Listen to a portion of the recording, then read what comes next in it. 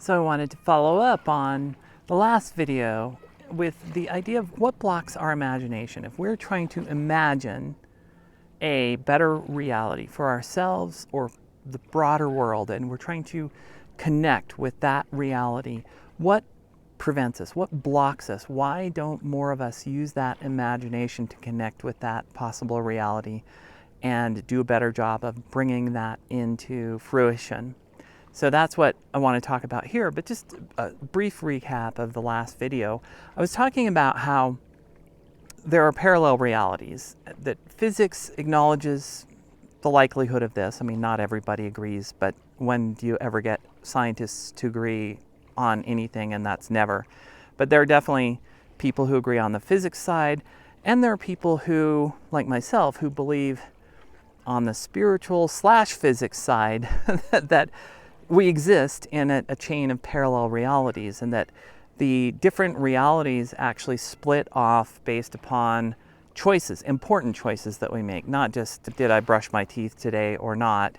I suppose if we continually made bad choices, we would probably have a different reality split off of something resulting as a consequence of that or whatever. Major important choices that we make.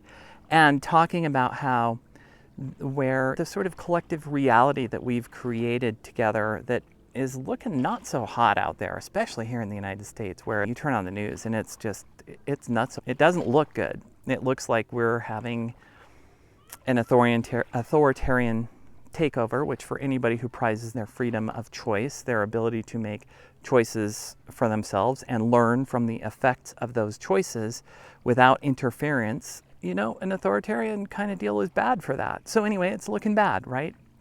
So we talked about how if we want a different reality, we have to start with the imagination. We have to reach out into that possible reality created by certain choices.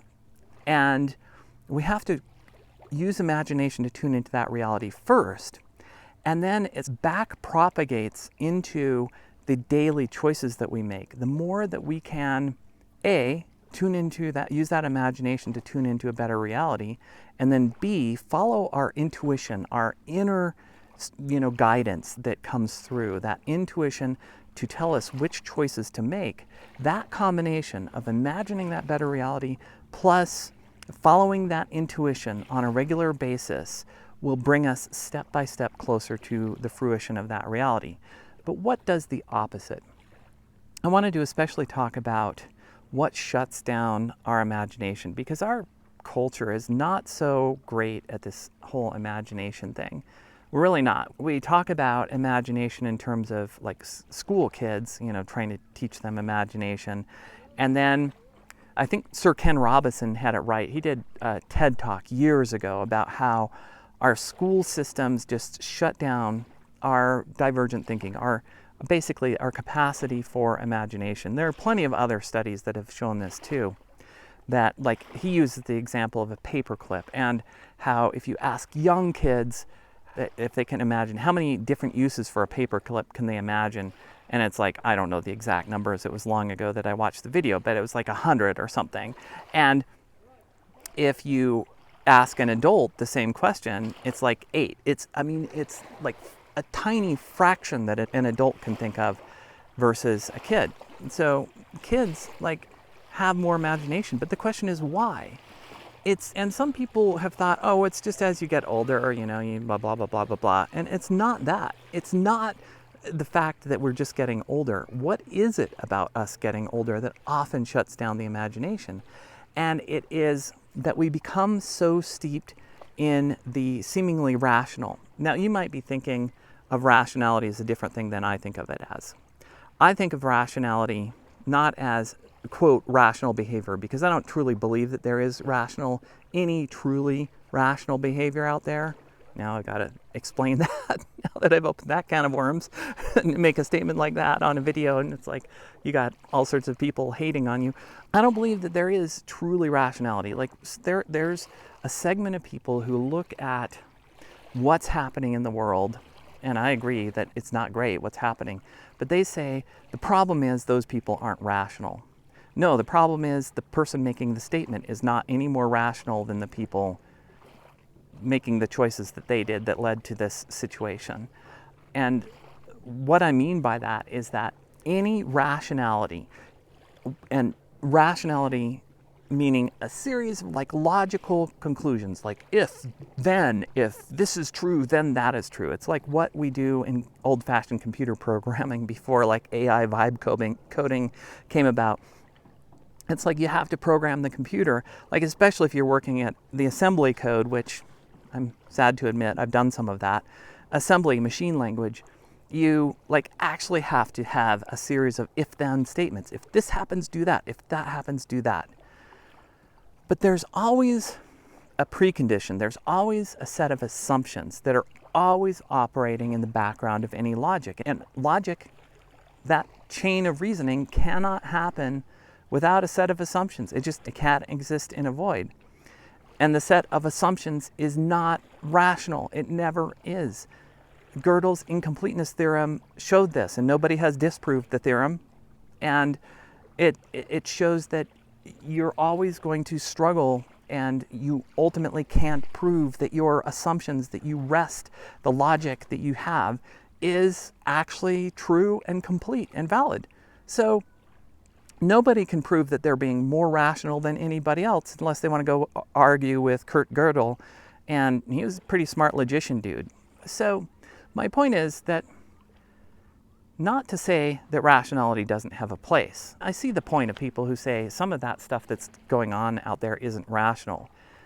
And they're bringing a set of assumptions that I might agree with, which is we would like a society that works for all of us, that accepts diversity, that values democracy. And if we take those sort of preconditions and then make some logical conclusions from that, awesome, then we get what people called reasoning. But people can have very different premises and make, quote, reasoning conclusions based on different premises.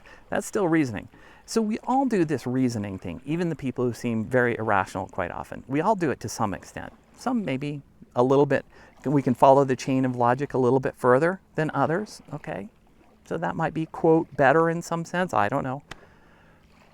But the problem is, when we're in that reasoning space, it shuts down that imagination. And worse, it also shuts down intuition. And you notice earlier that I said that if we want to create a different reality, we have to A, use imagination to connect to that different reality that is possible, that's out there in the space, the infinite space of possible realities that we could experience. And B, we have to follow intuition. So if we're in rational land, then sorry about the jet ski, zooming by.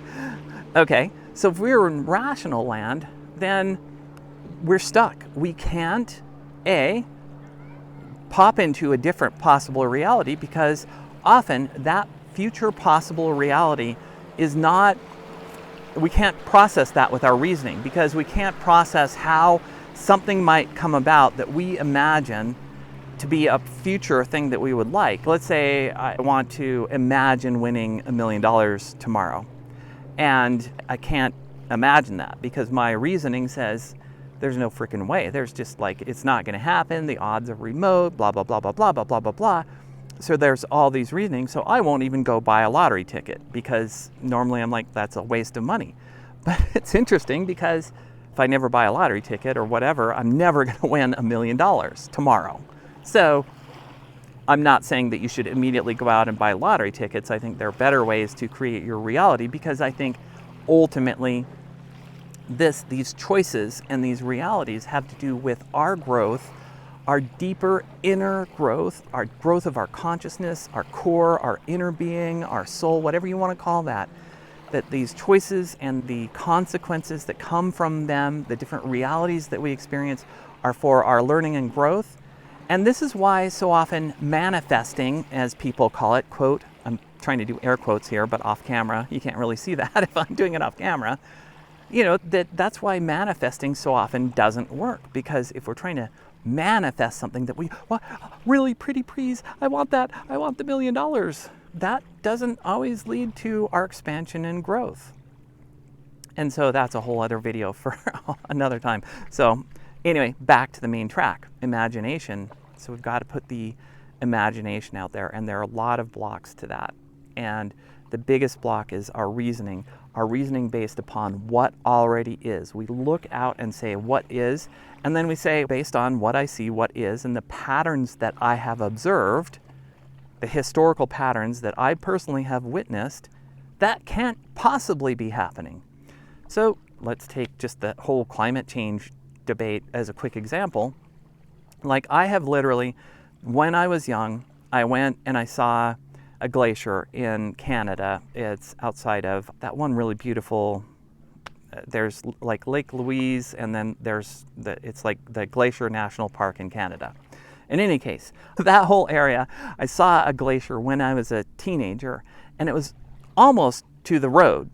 And then I went back about 10 years ago, not quite 10 years ago, and that glacier was like way up on the hillside. Like, it had receded. So I see it with my own eyes, and I'm like, okay, it wasn't only that. I believe in this, that some kind of climate change, some kind of warming is happening. I see it with my own eyes. Like, we are creatures of evidence, and some of us like to have more evidence, some of us less, whatever. But we all base our reasoning conclusions on the world that we have experienced. And then if we're looking at facts and data like scientific literature, we're looking at other people's reasoning conclusions based upon their facts and data. And that has its own flaws, but it's better than nothing. So we get trapped in that. That's the problem. We get trapped in that reasoning of the world has always worked this way, so it can't possibly work this other way that I might imagine. But the problem is our reasoning cannot fathom the nonlinear, the black swan events that can happen, that can just totally turn things on their heads. Our reasoning can't comprehend black swans. Our imagination can. But when we're too much in reasoning land, it shuts down the imagination.